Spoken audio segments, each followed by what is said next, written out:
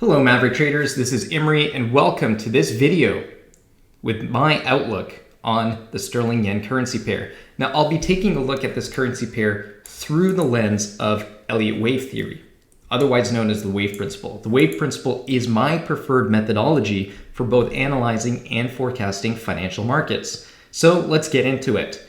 Now in an Elliott wave cycle, there will be 5 waves unfolding either higher or lower. Whichever direction those 5 waves unfold points us in the direction of the larger underlying trend. In this case, in the case of sterling yen, that larger underlying trend is to the upside.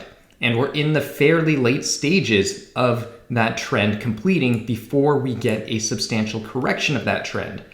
So the Fibonacci levels that you see on my chart here take 2 important measurements. The first measurement is to determine the length of wave 1 relative to the projected length of wave 5. And the next measurement is to project the length of wave 5 based on the distance traveled from waves 1 through 3.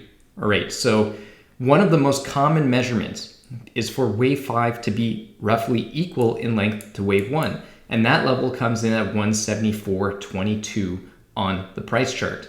However, there is another Fibonacci level here where wave 5 would equal 38.2% times the distance traveled in waves 1 through 3. So I can create a target zone here that takes both of these levels into account. So that would be my preliminary upside target. And I'm going to take the same approach as we look at Fibonacci levels higher, because of course this is just a minimum target.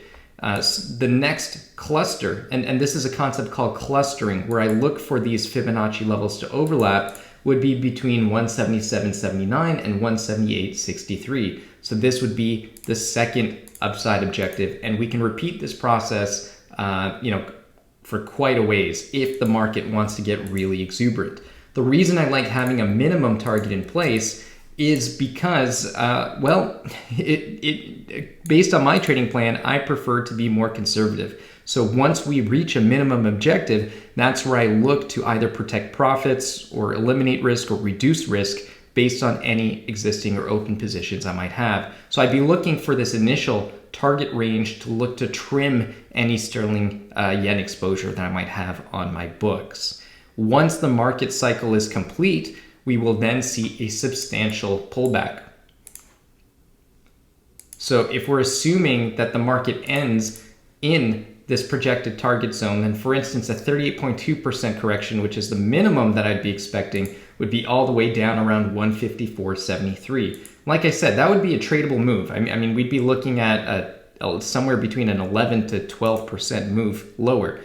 So even though that top in sterling yen will lead to what is eventually going to be a corrective sequence, meaning that after the pullback is over, I expect new highs in sterling yen.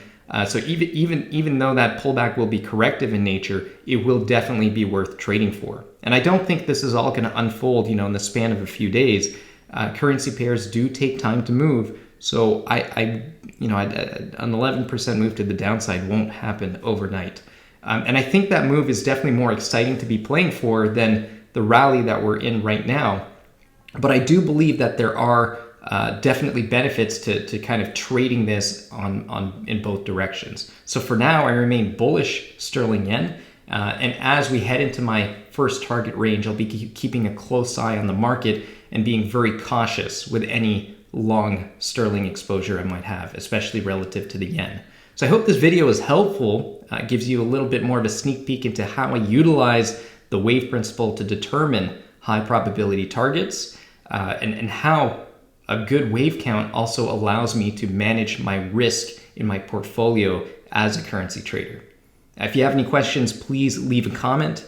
And we look forward, we're always looking for new traders. So if trading professionally with a prop firm is something that's interesting to you, we always look forward to hearing from traders that are interested. And if you don't have any experience in trading or don't have a lot of experience in trading, that's perfectly fine.